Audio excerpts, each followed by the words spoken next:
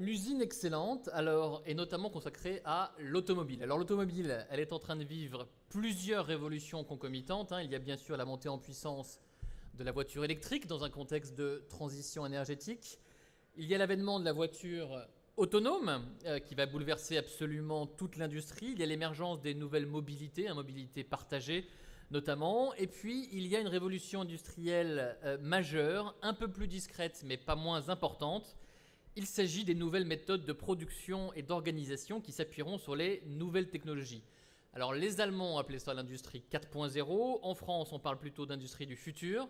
Mais pour tous, les enjeux sont suffisamment immenses pour que pouvoirs publics et constructeurs aient décidé de placer cette thématique en tête de leurs priorités. Et parmi ces constructeurs, il y a bien sûr le groupe PSA, Peugeot Citroën. La transformation globale, c'est l'un des thèmes majeurs développés par son patron Carlos Tavares. Et l'une de ses dirigeantes a accepté de partager avec nous sa vision de l'usine du futur. On va donc voir comment le groupe PSA se projette dans un nouveau modèle de développement qui fait entrer la construction automobile dans l'ère de l'agilité et la modularité. Nous allons parler de performance de l'organisation industrielle, de technologie en production à l'heure numérique, et puis nous sommes avec Philippe de Sertine qui revient cet après-midi. Comme ce matin, va nous donner son regard d'expert, d'économiste sur ce sujet, en mettant notamment en avant les notions d'usine durable et de facteurs humains. Alors on commence avec vous, Élodie Morin, bienvenue. Vous êtes diplômée de l'école des mines de Saint-Étienne. Vous avez commencé votre carrière en 92 en intégrant Renault en tant qu'ingénieur en gestion de production. De 92 à 2013, vous avez occupé divers postes au sein de Renault, responsable des méthodes montage, secrétaire exécutif à la présidence du groupe, directeur de l'ingénierie des équipements de carrosserie. Vous avez rejoint Nissan au Japon en 2013 en tant que directeur d'un programme de développement d'un nouveau produit dans le cadre du partenariat stratégique entre Nissan et Daimler. Et puis en janvier 2017, vous décidez de rejoindre le groupe PSA en tant que directeur en charge de la digitalisation du manufacturing au sein de la direction du manufacturing et de la supply chain du groupe J'y arrive. Vous êtes aussi en charge de l'animation de la performance industrielle. Élodie Morin, je vous laisse la parole pour une vingtaine de minutes. Vous allez nous dire en quoi consiste votre action.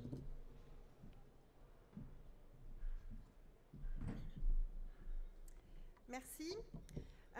Donc il y a eu un petit bug, c'est-à-dire que j'avais prévu une très belle vidéo pour vous présenter le groupe, mais le son ne passe pas ici, donc vous n'aurez pas cette magnifique vidéo. Je veux juste insister sur un truc important. Le groupe PSA, c'est plusieurs marques. Ce sont des marques de voitures que certains d'entre vous, j'espère, connaissent. Peugeot, Citroën, DS, mais aussi Opel, Vauxhall. Mais c'est aussi une marque de service, Free2move. Et je voulais le souligner parce que je vais vous parler du manufacturing aujourd'hui, mais l'industrie automobile surfe aussi sur cette révolution des services et compte bien se transformer en vendant non seulement des produits mais des services. Donc tout ça aurait été bien mieux illustré en images, mais je pense que c'était un point d'introduction très très important sur l'état d'esprit dans lequel on travaille au sein du groupe. Donc le rythme des changements est assez dense, assez soutenu. Et dans ce contexte, la performance est le seul passeport vers le futur. Je vais vous parler de l'usine du futur. Et l'usine du futur, elle a un socle très important qui est la qualité sans compromis et être compétitif, parce que notre industrie est une industrie extrêmement compétitive. On a 3 axes dans notre vision. Un axe autour du client, c'est-à-dire une usine flexible qui répond à la demande du client, ce qu'il veut, quand il veut. Un axe autour de la communauté, la société, donc une usine durable, frugale en ressources naturelles et sans déchets. Et un axe autour des collaborateurs, donc une usine attractive pour ses employés et pour les talents. Voilà notre vision, et je vais développer un certain nombre d'exemples pour vous illustrer cette vision qui est déjà en marche dans nos usines. Je ne couvrirai pas tous les sujets, Voilà, hein, donc ce sera juste un petit panorama de ce que nous faisons. Je vais commencer par la flexibilité. Donc la flexibilité, c'est extrêmement important. La flexibilité industrielle, c'est un point clé pour nous.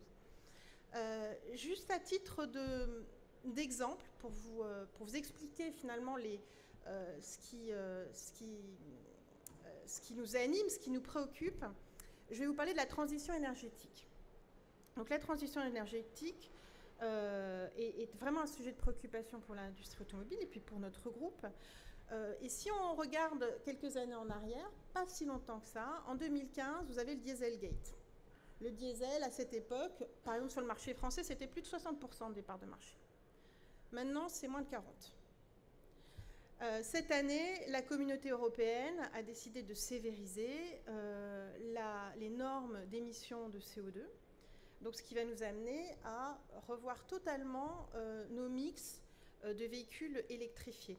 Et va sûrement complètement changer aussi les demandes des consommateurs. Donc, en 3 ans, ces événements ont totalement brouillé notre capacité à anticiper notre mix de production. Et 3 ans, pour que vous ayez un ordre de grandeur, c'est le temps qu'il nous faut pour accoucher d'un nouveau produit. Un produit automobile, c'est très complexe. Il nous faut 3 ans entre le moment où on commence à savoir à peu près ce qu'on va faire et le moment où on commence à produire les voitures.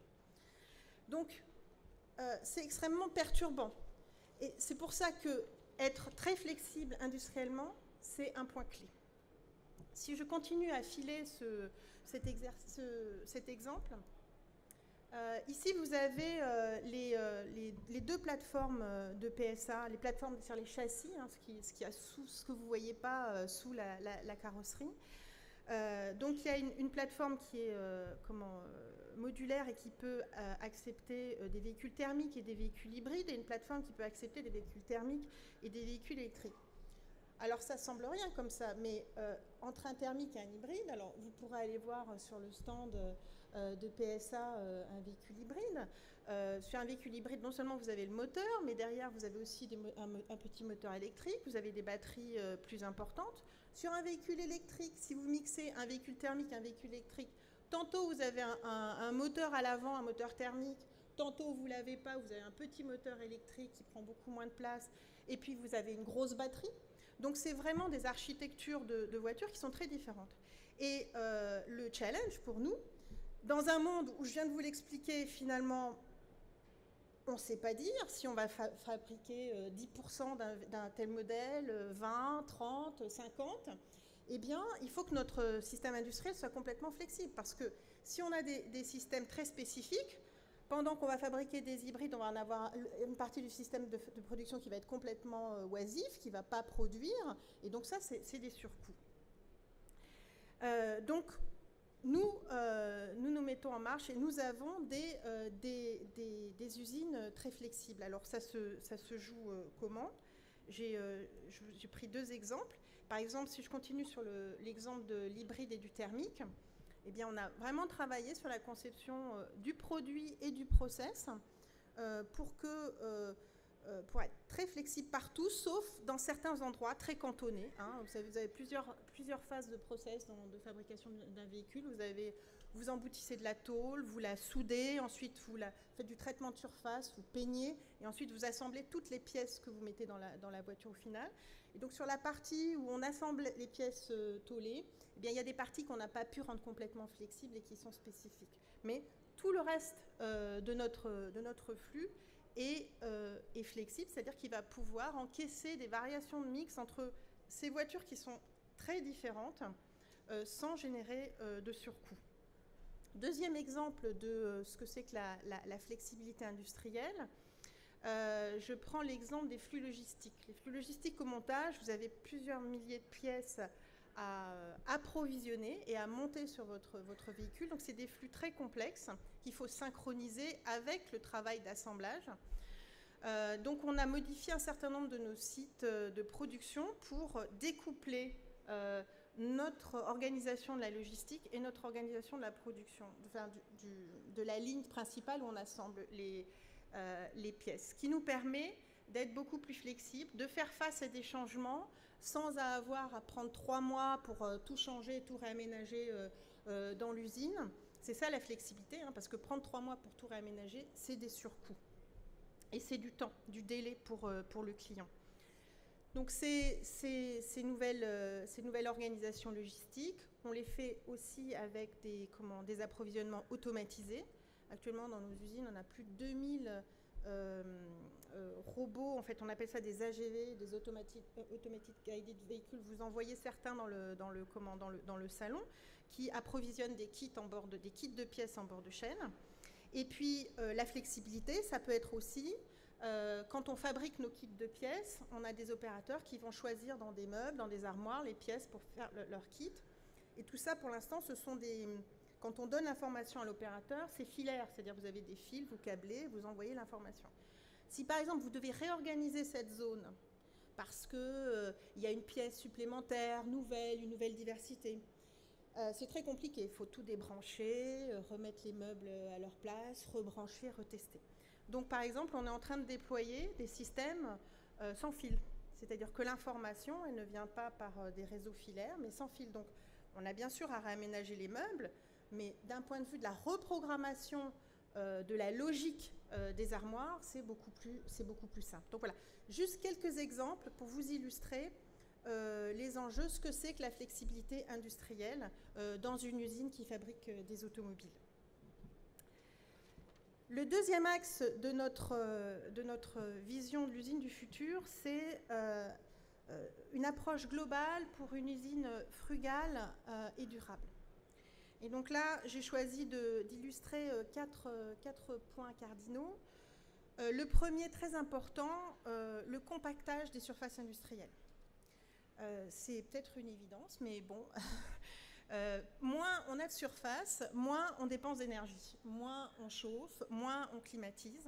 Donc on a tout un tas de programmes pour... donc les usines, elles ont plusieurs dizaines d'années, elles ont été construites dans un autre temps où on n'avait pas forcément ces ambitions, cette conscience en fait du gaspillage. Et donc on a un certain nombre de travaux de compactage de nos usines, où on réfléchit comment on va réassembler nos ateliers pour prendre moins de surface. Et ça peut nous amener à gagner jusqu'à 30% de consommation d'énergie. Ça a été le cas, par exemple, à Buenos Aires, on a été jusqu'à 30% d'économie. Le deuxième pilier, c'est l'efficacité énergétique. Donc l'efficacité énergétique, ça peut être... ponctuellement des technologies spécifiques, par exemple comme de l'éclairage LED. Hein, on en a dans notre usine en Slovaquie, dans notre usine au Portugal. Mais c'est aussi bien piloter sa consommation d'énergie. Là, je vais donner juste un exemple. On est en train de déployer un outil qui nous permet plusieurs choses. Par exemple, à différents stades. Par exemple, l'usine ne travaille pas le week-end, il faut donc que sa consommation soit minimale le week-end. Donc pour que sa consommation soit minimale, il faut que tout ce qui doit être fermé, toutes les étuves, les fours, les machines qui doivent être fermées, Bon, ça semble simple. Mais pour ceux qui connaissent des usines, on dit que ce n'est pas toujours évident de savoir est-ce que j'ai tout éteint. Donc on a un système, on a mis des capteurs et on sait dire quelles sont très facilement sur un tableau de bord, quelles sont les machines qui sont encore allumées. Donc c'est très facile de faire le tour de ronde final pour supprimer toutes les consommations qu'on veut supprimer pendant le week-end. Deuxième étage de la fusée, on a tout un tas d'historiques de production. Donc on sait dire quelles sont les meilleures performances qu'on a obtenues en termes de consommation en fonction des situations. Est-ce que je travaille en 3 équipes ? Est-ce que j'étais ouvert le samedi, etc. Donc on a un certain nombre de configurations et on sait dire, ah ben tiens, il y a 2 ans, c'est là où tu as fait dans cette config, tu as fait la meilleure perf en termes de conso. C'est là où tu as consommé le moins. Et la configuration, tu as réussi à le faire en faisant ça, ça et ça. Et donc, ce qu'on cherche à faire, dès que cette configuration de production se reproduit, eh bien, on essaie de reproduire la façon dont on a obtenu la consommation minimale. Et puis, vous avez d'autres applications comme je ne travaille pas le week-end, donc il faut que j'éteigne le chauffage. Donc, quand est-ce que j'éteins le chauffage le vendredi ? À quelle heure ? À quelle heure c'est le plus efficace de l'éteindre pour que ceux qui vont travailler le vendredi, ils n'aient pas froid en fin de journée, que ce ne soit pas chopé pendant le week-end, et à quelle heure je rallume le chauffage. Voilà, c'est des sujets très très concrets comme ça qui nous permettent d'économiser de l'énergie dans nos usines. Et donc on se dote d'outils à base d'analyse de data pour le faire. Troisième pilier, les énergies renouvelables. On vise d'alimenter nos usines avec 24% d'énergie renouvelable d'ici 2025. On a déjà des usines au Brésil et en Slovaquie qui s'approvisionnent à 100% en énergie renouvelable. Et dernier point, l'économie circulaire. Donc plusieurs exemples. Notre fonderie de Charleville, il y a un contrat qui a été passé avec la ville pour qu'une partie de la chaleur nécessaire dans la ville vienne de la chaleur des fours. Hein, au lieu de se dissiper dans la nature, elle est réutilisée pour chauffer la ville. Deuxième sujet que je voulais illustrer, on a une base de données de tous nos assets industriels. Et c'est-à-dire à chaque fois qu'on a un nouveau projet, on cherche à réutiliser au maximum les assets qui sont disponibles, plutôt que de les jeter, parce que, vous savez, ça perd beaucoup de valeur très vite. Hein, donc on cherche à réutiliser au maximum tous nos assets. Et bien sûr, on a tout un tas de systèmes aussi de valorisation de tous nos déchets industriels. Le dernier point que je voulais évoquer avec vous, c'est la transformation digitale. Elle va transformer considérablement nos processus dans les usines. Et notre ambition, c'est qu'elle améliore l'ergonomie. C'est très important, l'ergonomie dans nos usines de fabrication. Elle va améliorer l'autonomie et la collaboration. Comment? Alors, de façon simplifiée, il y a quatre piliers dans le socle. C'est l'accès à des datas, toutes sortes de datas. Ça peut être des datas numériques, mais ça peut être 0 ou 1, je suis là, je ne suis pas là, ou des datas plus riches comme de la voix, de la vidéo, du texte. La continuité numérique, c'est quoi? C'est la capacité à mettre en relation de façon continue l'ensemble de ces datas, pouvoir mettre en relation des données qui viennent du terrain du client avec des données que l'on a dans l'usine, pouvoir mettre en relation des données qui viennent du monde de la conception avec des besoins de formation dans les usines. C'est ça que je mets derrière le mot continuité numérique. Et deux points importants aussi, la connectivité et la mobilité. La combinaison de ces quatre ingrédients, ça va donner une information bien mieux distribuée, ce dont j'ai besoin, où j'en ai besoin, pour mieux résoudre les problèmes que j'ai à résoudre, pour mieux prendre des décisions, et une automatisation plus flexible. Je vais y revenir juste après sur ce point. Pour illustrer l'aspect ergonomique. Donc, l'ergonomie, il y a deux aspects. Il y a la charge physique et la charge mentale. Donc, dans nos usines, on a ces deux problèmes-là. Pour la charge physique, en ce moment, on travaille beaucoup sur ce qu'on appelle des exosquelettes. Vous savez, c'est des systèmes que l'on fait porter aux opérateurs et qui leur permet de réduire des efforts. Alors, ça peut être des efforts de différentes natures. Ici, vous avez l'illustration d'efforts de clipsage, hein, parce que ces efforts répétés créent des maladies qu'on appelle les troubles musculo-squelettiques. Donc, quand on clipse ou quand on a des efforts répétés sur les articulations, sur les muscles, donc vous avez des gants, vous avez aussi des systèmes qui permettent de faciliter, là c'est un système qui permet de faciliter le travail bras en l'air. Vous avez encore des postes de travail où les opérateurs sont obligés régulièrement d'avoir les bras en l'air, donc les bras au-dessus du cœur, ce qui est très fatigant. Donc ça, on travaille là-dessus. On travaille aussi sur des assistances cognitives, c'est-à-dire on va avertir auditivement l'opérateur, attention, ce véhicule qui a une particularité que tu ne vois qu'une fois toutes les semaines, par exemple. Souviens-toi, il faut bien que tu fasses ceci et ceci. Voilà. Donc ça, c'est ce sur quoi on travaille actuellement. Et on va évoluer vers de plus en plus d'automatisation, d'opérations qui sont dures ergonomiquement ou qui nécessitent des contrôles. Et pourquoi je suis assez optimiste là-dessus, c'est parce que on a la combinaison, la convergence de deux technos qui commencent à apporter des fruits, qui sont l'intelligence artificielle et la cobotique. Alors, la cobotique, jusqu'à présent, c'est de la robotique avec des petits robots, mais il n'y avait pas vraiment de changement de concept.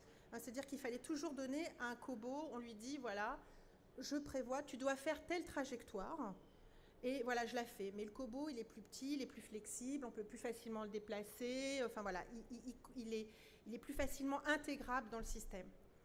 Avec notre capacité maintenant à analyser les données, on peut lui donner des tâches beaucoup plus complexes. Parce que quand il fallait lui dire je prévois la trajectoire que tu vas faire, c'est super compliqué parce qu'il faut le mettre exactement dans le même référentiel géométrique que l'objet sur lequel il va travailler, pour qu'il sache exactement, pour que la trajectoire elle tombe exactement là où il doit aller. Donc on n'est pas du tout flexible. Hein. Un homme, même si la pièce elle tombe pas exactement au même endroit à chaque fois, il va utiliser tous ses sens, le toucher, etc., la vue, et il va se réadapter. Maintenant, avec l'intelligence artificielle, on peut analyser plein de données, via des images, on peut analyser les contrastes, on peut analyser des dimensions. Et avec ça, le robot, il va décider de la trajectoire qu'il va faire pour atteindre son objectif. Voilà. Donc on va obtenir des automatisations beaucoup plus sophistiquées, beaucoup plus flexibles, beaucoup plus capables de reproduire les gestes complexes que seul un homme sait faire. Pour ce qui est de la transformation digitale, j'ai pris l'exemple de la maintenance, qui est un exemple assez complet pour expliquer les transformations en termes de façon de travailler que vont apporter les différentes technologies digitales. Pour expliquer, j'ai fait un vie-ma-vie il y a 2 ans dans une usine avec un maintenancier. Voilà. La machine tombe en panne. Je caricature à peine ce que je vais raconter parce que c'est la vie quotidienne. La machine tombe en panne. Le gars qui s'occupe de la machine, il appelle, ou il y a un buzzer. Le maintenancier arrive. Alors, si c'est pas un truc courant, il faut qu'il note la référence de la machine. Il revient dans son bureau, il ouvre son PC, il voit s'il a de la documentation sur la machine. Peut-être qu'il va essayer de l'imprimer, si l'imprimante marche. Peut-être que les documents, il faut qu'ils soient imprimés en couleur pour qu'on comprenne. Voilà. Ça, c'est la vraie vie. Donc, on cherche à simplifier et à optimiser ces process en utilisant des technologies digitales. Donc, on est en train de développer, par exemple, des applications mobiles où le gars qui voit que la machine est en panne, il envoie une notification sur son mobile ou sur n'importe quel device mobile au maintenancier qui peut venir, qui directement sur son mobile a accès à la documentation, peut flasher directement l'équipement, a accès à la documentation, peut dicter son compte-rendu d'intervention. Il n'est pas obligé de l'écrire sur un bout de papier avec un bout de crayon sur un bout de table. Donc après, une fois qu'on a une documentation des interventions qui est mieux faite, parce que finalement c'est pas un poids, c'est pas un boulet pour le gars de le faire en plus de son travail, parce qu'il peut le faire finalement en dictant directement quand il fait le truc. Eh bien, on pourra avoir des bases de données qui pourront être plus riches et plus exploitables. Donc, on travaille aussi sur une dimension analyse des textes. J'analyse les textes de toutes les interventions. Je suis sur une intervention.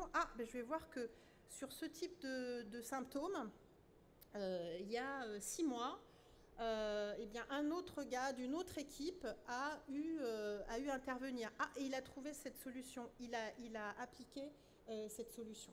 Donc voilà ce que l'on cherche à mettre en place dans nos usines. Je vous donne ça à travers des exemples, mais c'est très concret. Hein, c'est vraiment ce qu'on met en place et ce qu'on déploie dans nos équipes. Le dernier sujet, c'est celui dont on entend beaucoup parler. Ou alors, je lis moins la presse en ce moment sur ces sujets, mais au début, quand j'ai commencé à m'intéresser à ça, je lisais la presse. Et alors, la maintenance prédictive, c'était vraiment l'Eldorado. Et finalement, on voit que c'est qu'une partie de ce que peut nous apporter la digitalisation dans ce domaine. Et je vais vous raconter une autre petite anecdote sur la maintenance prédictive qui va me permettre de conclure. Donc on était sur un cas, on avait équipé des machines d'usinage avec un certain nombre de capteurs, on collectait des données, on voulait faire de la maintenance prédictive. La maintenance prédictive, c'est quoi? C'est vous accumulez plein de données, un historique important de ce qui se passe sur les machines, quand elles tournent, quand elles sont en panne, etc.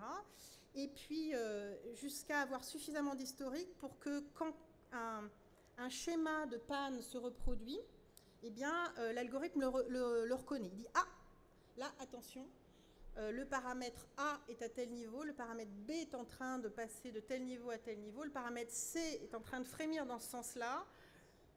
J'ai déjà vu cette situation auparavant, et quand j'ai rencontré cette situation auparavant, eh bien, ta machine, elle est tombée en panne, et je peux prédire à 95% qu'elle va tomber en panne dans 3 jours. C'est ça la maintenance prédictive. Donc c'est super, mais ça marche si on a modifié les processus d'action derrière ça. Parce que nos maintenanciers, ils ne sont pas du tout habitués à ça, ils sont habitués à 2 choses. Les processus, c'est quoi? 1, la machine tombe en panne, elle est en panne. Comment je corrige? Ou j'ai tout un processus de préventif, c'est-à-dire, quoi qu'il se passe, je change le filtre, je change l'huile, etc. Le monde, c'est ça. Mais là, quand je lui dis, il y a 95% de chances que dans 3 jours, la machine tombe en panne, qu'est-ce que je fais? Est-ce que bon, j'attends, mais j'ai commandé la pièce et j'attends qu'elle tombe en panne? Ou est-ce que je profite d'un arrêt de production avant pour changer la pièce en étant sûr qu'elle va être tombée en panne après? C'est un autre processus. Il faut l'avoir pensé pour que ça marche. Et dans de nombreux cas, on ne fait pas ça. Et donc finalement, nos expérimentations, elles ne vont pas jusqu'au bout et elles ne donnent pas tout le jus. Je vous parle d'expérience, d'un certain nombre d'échecs sur lesquels j'ai pu capitaliser. Tout ça pour vous dire que les technologies, c'est pas ça qui va tirer le progrès. Ça permet le progrès. Mais si vous ne modifiez pas les processus, la façon dont vous fonctionnez, eh bien vous n'arriverez pas à enclencher la performance, à progresser sur vos objectifs de performance. Donc par ce schéma, je voulais dire que, vous commencez par avoir un objectif de performance, vous avez un problème à régler, c'est important, ça va bien en le disant. 2, vous pouvez imaginer, tiens, telle technologie, elle pourrait m'intéresser, mais c'est le cocktail entre comment je vais modifier mon processus en utilisant cette technologie qui va apporter une vraie solution et vraiment vous faire progresser. Voilà, c'est notre vision de l'usine du futur aujourd'hui et demain. Donc on avance avec des sujets très concrets, à la fois un peu la tête dans les étoiles, mais surtout beaucoup les pieds sur terre pour courir très vite. Merci. Merci beaucoup Élodie Morin, bravo, vous pouvez l'applaudir. Cette présentation très concrète, on voit qu'effectivement qu'il y a de l'expérience et du vécu. Alors on va creuser tous ces sujets, mais un petit mot avec vous, Philippe de Sertine. D'abord, un premier regard sur ce que vous venez d'entendre. Moi, j'ai lu notamment dans la présentation l'usine excellente, best in class en compétitivité, mais aussi en qualité. On en parlait juste avant, pendant la pause. L'objectif, quand on veut être excellent, c'est pas seulement de maîtriser les coûts, c'est aussi de penser tout le temps à la qualité. Oui, c'est vrai, vous avez raison, Guillaume. Moi, évidemment, aussi, ce qui me marque beaucoup quand j'entends l'exposé de Madame Morin, une de vraiment nos meilleures spécialistes françaises dans la production automobile, c'est qu'on est d'accord, elle n'a pas parlé du tout d'automobile. C'est-à-dire, c'est ça qui est passionnant. Elle a parlé de mode de production. On est d'accord, quand même, ce qu'elle nous a dit au départ, en disant on va vers la voiture sans pilote. En termes économiques, si vous commencez à dérouler ce que ça veut dire, ce que ça va avoir comme conséquence, on est d'accord, le permis de conduire, c'est fini. On est d'accord, les parkings dans les villes, etc., tout ça, c'est complètement changé. On est d'accord que les supermarchés, tels qu'on les envisage aujourd'hui, c'est fini. Vos voitures iront se faire livrer automatiquement sans que vous ayez besoin d'être dedans. C'est-à-dire, si vous réfléchissez à ce que ça veut dire, c'est un truc absolument incroyable. Au passage, vous avez un secteur qui est extrêmement inquiet par rapport à ça, c'est le secteur de l'assurance. Il n'y a plus d'accidents non plus. Donc ça change complètement, on va dire, l'essentiel de notre base économique. On est juste au bord de ça. Mais Madame Morin a raison, c'est pas ça qui m'intéresse. C'est comment on produit. De toute façon, ça va arriver, c'est déjà lancé. C'est comment on produit. Et là, effectivement, ce qui me semble extrêmement intéressant, c'est retrouver dans cette capacité à produire. Et là, on est d'accord que si ça se trouve demain PSA, enfin quand évidemment les gens de mon âge, on voit quand même Opel qui fait partie du groupe, quand même Opel, c'est pas rien quand on se souvient simplement de la concurrence européenne il y a 10 ans. Demain, peut-être dans toutes ces usines, on fabriquera complètement autre chose. Mais on le fabriquera de la même manière, parce qu'en fait, ce qu'on voit bien, c'est de se développer une capacité à produire. Et à produire effectivement dans une approche complètement révolutionnaire, complètement en changement, en rupture absolue avec tout ce qu'on connaissait avant. Si je vais très vite du point de vue des caractéristiques de révolution industrielle, on peut dire que ce qui marque beaucoup dans ce qui a été présenté à l'instant, c'est, première caractéristique, la 4e révolution industrielle, c'est qu'elle n'est pas sur l'énergie, elle est sur la rationalité réelle. On sort de la rationalité paradoxale. C'est-à-dire la rationalité paradoxale d'avant, d'aujourd'hui, de notre système d'aujourd'hui, c'est que vous produisez, quoi que vous produisiez, quelle que soit la raison, ça fait du PIB, ça fait de la richesse. Il y a un bouchon dans Paris, ça fait du PIB. Ça fait du PIB parce qu'il y a des voitures qui sont arrêtées, qui consomment de l'essence, vous êtes obligé d'avoir des autoroutes, puis vous êtes obligé d'avoir une radio, un journal pour intéresser l'automobiliste, qu'on ne peut plus tous les jours. Tout ça, ça fait du PIB. On est d'accord, c'est du PIB qui ne sert à rien.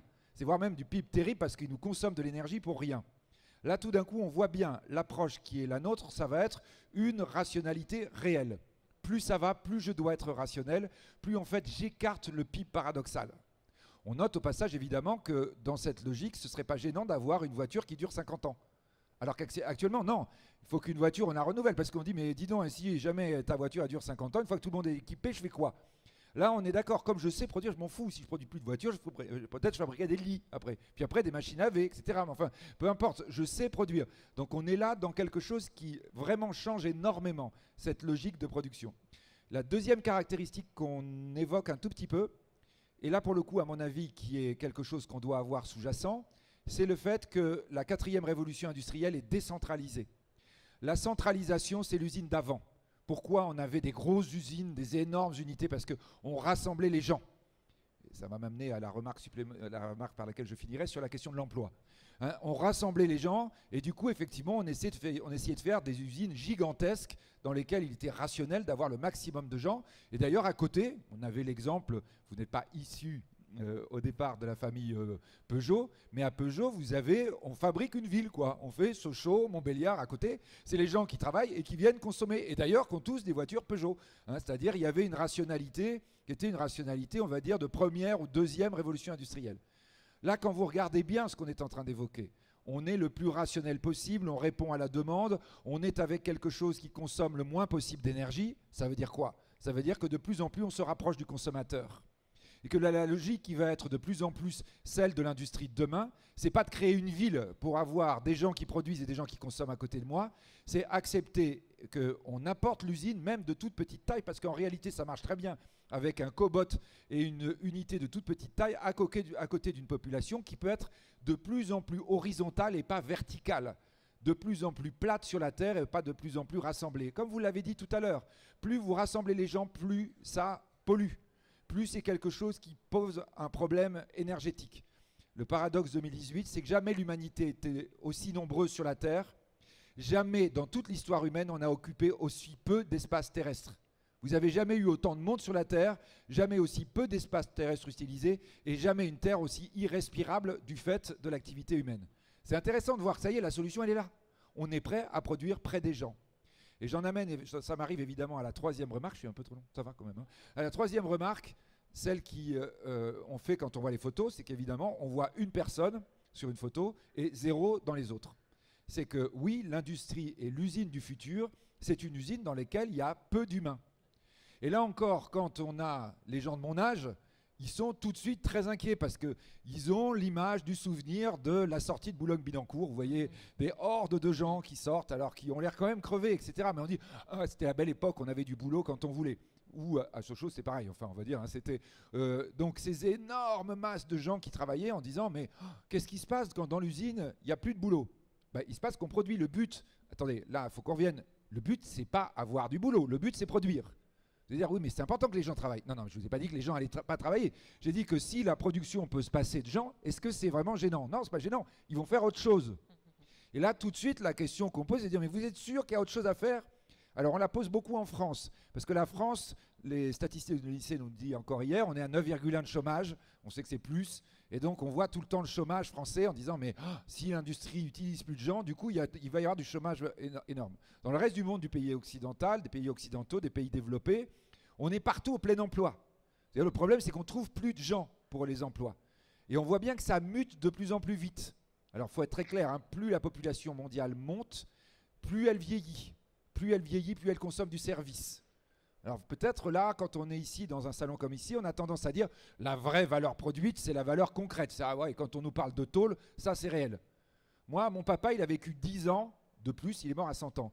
Entre 90 et 100 ans, il a eu un service formidable qu'il a en fait occupé ses journées. Ça vaut combien, à votre avis, en valeur économique, un truc qui fait vivre une vieille personne 10 ans? Pour moi, ça valait beaucoup, beaucoup plus cher que la voiture qu'il n'avait plus envie d'utiliser. C'est vrai que quand vous regardez combien ça vaut, s'occuper d'une personne âgée, vous voyez typiquement hein, l'Alexa d'Amazon qui est en train de faire un malheur dans les personnes âgées du monde. Ça vaut combien en fait de permettre à des gens de ne pas déprimer, de permettre des gens peut-être à vivre plus longtemps? Ça vaut combien par rapport à une production physique? On n'en sait rien, mais on sent bien que ça va valoir très cher. Les services, notamment aux personnes âgées, vont être de plus en plus nombreux, vont supposer de plus en plus de gens. Il y a une robotisation possible, mais il y a plein de choses qu'on ne peut pas faire robotiser. Donc les gens vont avoir un travail différent. L'usine du futur est en train de vous dire, quand vous avez besoin de vous déplacer, quand vous avez besoin d'une chaise, d'un téléphone, on va vous le produire, et on va vous le produire de plus en plus rationnellement. La révolution, c'est ça. Et bien avoir conscience que tout ce que j'ai essayé de lister, c'est en fait des peurs qu'on entend énormément actuellement. Les gens voient qu'on va quitter un système d'avant et disent oh, mais tout ça, ça me fait peur. D'ailleurs, tout à l'heure, après notre conférence, j'ai eu plusieurs personnes qui m'ont suivi. Ouais, tout ce que vous avez dit, c'est bien joli, mais ça me fait peur. Notez bien d'ailleurs que toutes les personnes qui m'ont dit ça avaient mon âge minimum. C'est-à-dire, vous n'avez pas un gamin qui vous dit qu'il a peur. Mais en revanche, les gens qui ont connu le monde d'avant sont angoissés. Ce qu'on doit retenir, nous, Français, c'est que c'est capital qu'on ait la capacité de reprendre en main notre production. Et pour reprendre en main notre production, il faut qu'on soit excellent. Que nous sommes aujourd'hui super en retard dans l'équipement en robot. J'ai bien dit, nous qui avons le plus haut taux de chômage des pays occidentaux, on est aussi celui qui est tout à la queue dans l'équipement du robot. Je veux bien dire 14, 15e. Alors que ceux qui sont très en tête dans l'équipement robot, ils n'ont pas de chômage. On préfère investir en France dans les logiciels que dans les robots finalement. Exactement. Et ça, c'est peut-être une erreur majeure par rapport à la manière dont on va devoir s'adapter au monde nouveau et au nouveau modèle économique. Je crois qu'on a eu là un exemple formidable du nouveau modèle économique qui peut se mettre en place quand on regarde les choses en face. C'est-à-dire en traitant, et c'est ça qui est passionnant, Madame Morin, par rapport à ce que vous disiez, c'est-à-dire en parlant du truc concret. C'est-à-dire on n'est pas là dans la définition politique en disant j'ai peur que, j'ai des craintes que, on est dans le truc comment on peut garder une industrie chez nous et comment elle peut être performante. On va creuser aussi ce sujet du facteur humain qui est très important. Ce qu'on voit dans ce que vous dites tous les deux, c'est que ces nouveaux process ouvrent des portes assez infinies. Est-ce que, au fond, l'industrie automobile ne pourrait pas s'affranchir dans une certaine mesure de la contrainte de la production de masse? Je parle sous votre contrôle, mais la production de masse, c'est la théorie des rendements croissants. Plus on produit une même pièce, plus on réalise des gains, des économies d'échelle. C'est une véritable tape de la loi pour l'industrie automobile. Est-ce que l'industrie automobile peut s'en affranchir? Est-ce qu'on peut aller vers des séries plus courtes, vers plus de personnalisation proposée aux clients? Élodie Morin peut-être, et après Philippe de Sertine. Déjà, on a beaucoup progressé. L'industrie automobile a énormément progressé sur ces aspects-là. C'est-à-dire que sur ce qu'on appelle les restes à produire, le nombre de quand on investi de la R&D et des investissements physiques pour acheter des machines pour faire les pièces. On a des volumes pour amortir et rentabiliser ces investissements de plus en plus courts. Donc l'industrie automobile a beaucoup progressé là-dessus, c'est-à-dire qu'elle met moins de temps, elle est plus efficace dans ses investissements. Ceci dit, je pense qu'on a deux asymptotes aujourd'hui encore, c'est-à-dire on a des produits qui sont quand même complexes. Une automobile, c'est un produit complexe. C'est un produit qui ne doit pas tomber en panne. et qui doit vous protéger même quand vous avez un accident. Donc c'est un produit qui est complexe, qui est lourd, hein, il y a de la matière pour éviter ça. C'est un produit de plus en plus sophistiqué, il y a de l'électronique. Et pour l'instant, il n'y a pas encore de révolution, disons, tangible, en fait, avec des coûts suffisamment intéressants sur la transformation de la matière. Pour l'industrie automobile, je parle bien de l'industrie automobile. C'est-à-dire qu'on reste toujours sur l'optimisation de méthodes de transformation de la matière qu'on connaissait déjà il y a 100 ans, quoi. Donc c'est vraiment deux asymptotes qui vont peut-être sauter, parce que le véhicule autonome, il n'y aura plus d'accidents, donc peut-être qu'on va décomplexifier les voitures. Et puis, nous, on regarde alors beaucoup des technologies comme la fabrication additive, hein, puisque là, c'est une vraie rupture dans la façon de transformer la matière. Pour l'instant, c'est pas dans l'industrie automobile, on fait des one-shots, des protos, des outillages. C'est pas encore accessible en termes de coût à nos exigences de compétitivité. Mais voilà. Donc, on a fait beaucoup de progrès. Ouais. Je pense qu'on atteint des asymptotes et pour l'instant, voilà, peut-être qu'il va y avoir des ruptures, soit dans l'objet, soit dans les technologies de production qui vont nous permettre de vraiment passer à un truc. Voilà, j'atteins mon optimum de coût avec une unité qui sera hyper personnalisée. Voilà. Hyper personnalisée et qui sera capable de produire à la fois des voitures, mais aussi un lave-linge, un scooter et autre chose. Ouais, enfin, on peut imprimer ce qu'on veut après. On va vers ça, Philippe de Sertine, selon vous ? Donc, on essaie de primer les gens qui ont assisté aux deux conférences, ce matin et cet après-midi, hein, Élodie. Hein. Donc, effectivement, par rapport à ce qu'on disait ce matin, c'est que ce que vous venez d'évoquer, Élodie, à mon sens, est extrêmement important aussi sur l'économie française. C'est que quand vous n'avez pas connu de révolution industrielle, vous optimisez les process antérieurs. Et c'est ça la grande caractéristique de l'économie mondiale, on va dire depuis 50 ans. Enfin, on va dire même depuis la Seconde Guerre mondiale. Depuis la Seconde Guerre mondiale, en fait, et nous avons tous été formés là-dedans. Nous sommes formés à l'idée de l'optimisation parce que fondamentalement, on ne fait pas de rupture. Alors on va dire, oui, il y a eu des petites ruptures, mais c'est des micro-ruptures. Enfin, d'ailleurs, quelqu'un de 1920 qui regarde une voiture d'aujourd'hui, fondamentalement, quand même, il s'y retrouve. D'ailleurs, même le moteur, il ressemble à celui qu'il connaissait en 1920. On va dire, non, ça a changé. C'est pas vrai. Vous avez quelqu'un vraiment de cette époque, il comprendra comment ça marche. Quand on parle rupture, c'est la révolution industrielle. C'est-à-dire, tout d'un coup, on doit complètement tout mettre, on va dire vraiment tout mettre à plat. Ou d'ailleurs, tout mettre à terre pour refaire autre chose. Nous rentrons en révolution industrielle par rapport à ceux qui étaient là ce matin. De toute façon, il n'y a pas le choix et c'est urgent. Et ce que évoque Élodie, là, eh bien, c'est effectivement la manière dont on peut envisager d'aller plus loin dans le concept. On voit bien que vous êtes tout prêt. Tout prêt, c'est-à-dire effectivement sur le moment où on n'est plus dans l'optimisation, mais on est dans la rupture complète. Et là, vous arrivez sur cette question qui peut être une problématique forte sur la France. Là aussi, on l'a évoqué pendant la pause. C'est cette obsession française qui est non seulement sur la question de l'optimisation d'avant, mais sur les conséquences de la mondialisation. C'est-à-dire, la France est un pays qui a eu un gros problème, notamment au niveau de ses élites, et du coup, ça s'est réparti dans tout le pays, sur la question de la mondialisation, sur ce que ça voulait dire. Grosso modo, notre mondialisation, elle arrive à partir de 1989. La rupture du mur, c'est la même année. Hein. Vous avez la rupture du mur de Berlin, donc il n'y a plus de guerre froide, et vous avez les événements Tiananmen. C'est la Chine qui arrive. Donc depuis 1989, les Français disent le problème maintenant de l'économie mondiale, c'est qu'il faut qu'on réduise les coûts. Et on a une extraordinaire capacité, et ce qu'on disait, une vedette en ce moment, malgré elle d'ailleurs, des dernières heures de l'information, c'est Carlos Ghosn. Carlos Ghosn, c'est le cost killer, le meilleur du monde. Le problème, c'est qu'effectivement, aujourd'hui, on se rend compte que c'est une erreur stratégique d'avoir pensé que la mondialisation allait tirer les coûts vers le bas. En fait, la mondialisation fait monter de plus en plus une classe moyenne qui cherche du produit de qualité. Et ça, c'est effectivement la stratégie complètement différente qu'ont eu les Allemands. La Deutsche Qualität, vous voyez, qui est cette espèce d'emblème de l'approche allemande. Et c'est vrai que quand vous êtes en train d'optimiser, vous êtes en train de penser coût. Quand vous êtes en train de penser rupture complète, vous êtes en train de dire, nous allons peut-être essayer de trouver une autre façon de répondre à une autre demande.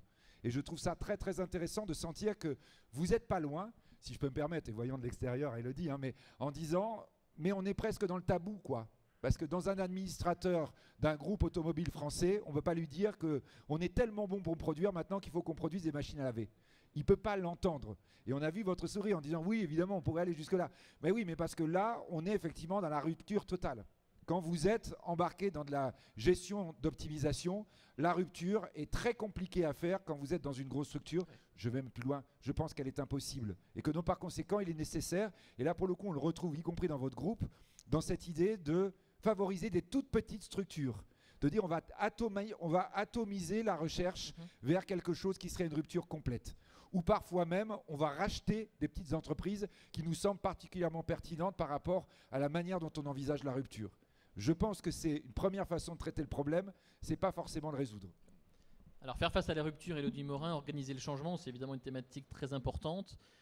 Les technologies, on les a en France, en Allemagne, les process aussi, vous êtes assez clair sur ce que vous pouvez faire, même s'il y a encore un champ des possibles immense évidemment, mais comment est-ce qu'on organise ce changement? Comment est-ce qu'on convainc sa direction d'investir là-dedans évidemment et ses employés de s'emparer de tous ces nouveaux process, de toutes ces nouvelles technologies? Par exemple, sur l'exemple des exosquelettes qui ont l'air passionnants, est-ce qu'on arrive facilement à convaincre les gens dans les usines de mettre ces exosquelettes?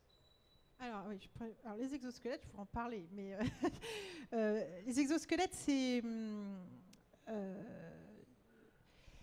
ce qui est important, c'est qu'il y a un besoin et que vous soyez et qu'il y ait une solution et que cette solution soit performante. Hein. Vous me dites, comment on convainc d'investir? On investit si on crée de la valeur. Et comment on crée de l'adoption? L'investissement, c'est une forme d'adoption. De l'adoption de la part des utilisateurs si on crée de la valeur. Bon. Donc ça, c'est très important. Juste entre parenthèses, les exosquelettes, on pourra en parler plus longuement après. Les exosquelettes, ils sont bien acceptés s'ils sont pas trop lourds, s'ils créent pas de problèmes collatéraux. C'est ça le problème.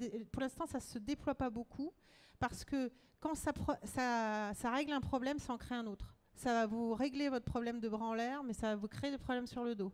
Donc voilà, pour l'instant, on n'a pas trouvé, on a quelques espoirs sur certains modèles, mais on n'a pas encore trouvé le Graal en la matière.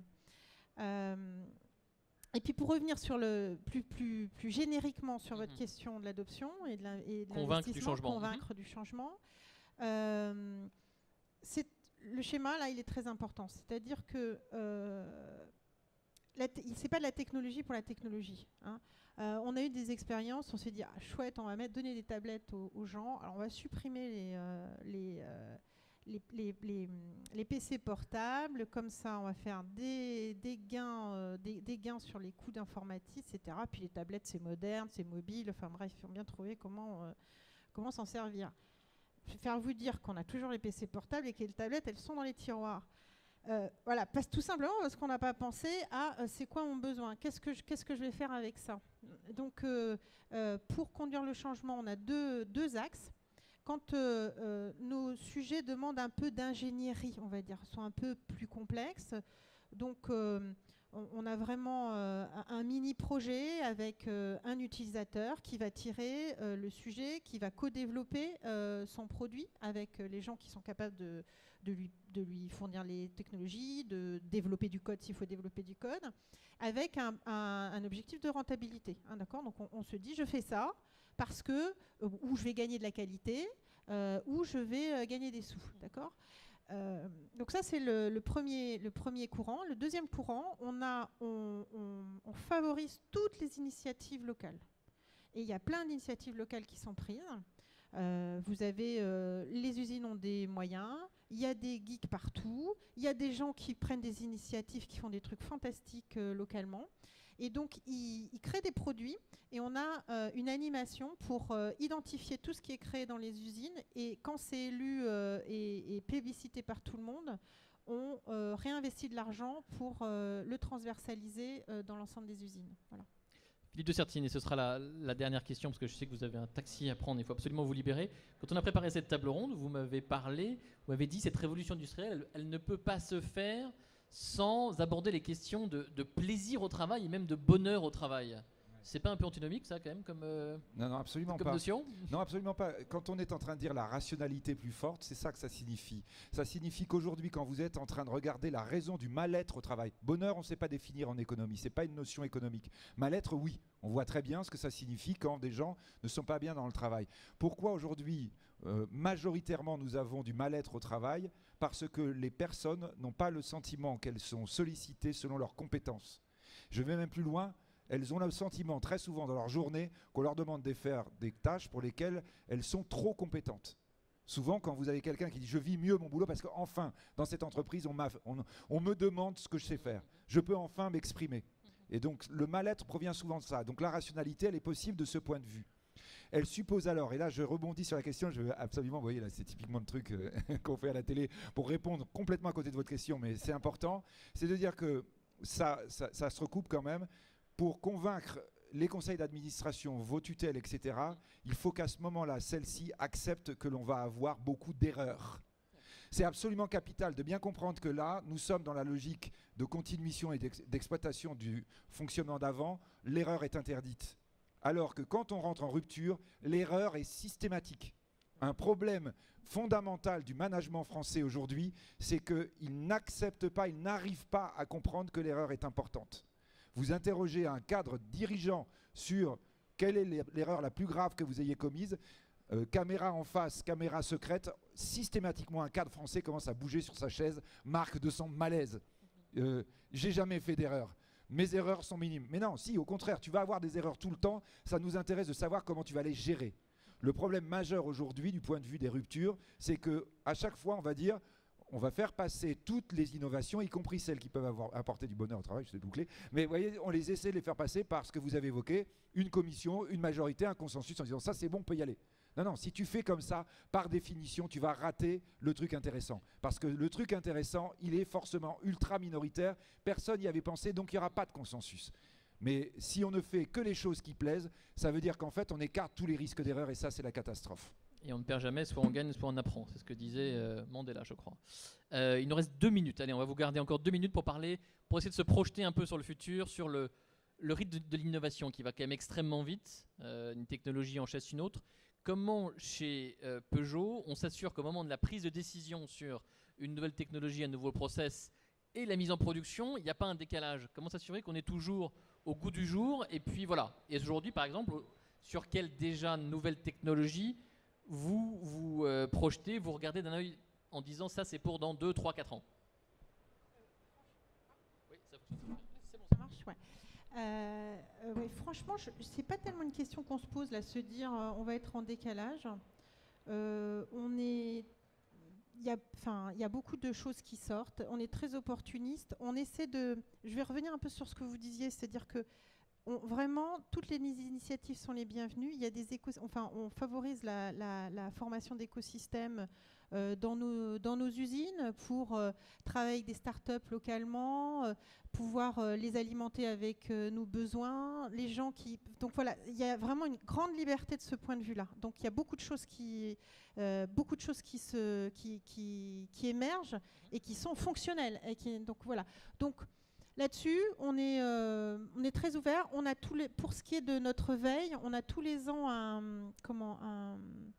un événement qu'on appelle le Booster Day, qui est un événement interne sur lequel on donne un certain nombre d'entreprises, petites ou plus grosses, peu importe, un défi. On leur dit voilà, nous, on rêverait de faire ça. Alors, on leur donne pas un truc complètement. Enfin, on sait qu'on n'est pas très loin.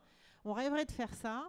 Faites-le pour nous. Donc, ce qui fait qu'ils arrivent avec des solutions qui sont très customisées et qui nous donnent envie d'aller plus loin et de vraiment tenter notre chance. Tester les choses, voilà. Pas avoir peur de l'échec. Un dernier mot pour conclure. Allez, 2 minutes. L'INSEE ne sait pas prévoir la croissance de l'année dernière. Donc quand vous êtes en train de parler à 3 ans, c'est impossible. Nous sommes en révolution, rentrons dans l'ère de l'imprévisible. Et ça va être un petit peu pénible, mais en même temps un petit peu passionnant. Merci beaucoup, c'est le mot de conclusion. Vous pouvez les applaudir. Merci à tous les deux. Élodie Morin et Philippe de Sertine. Et le salon continue pour 2 jours. Merci beaucoup.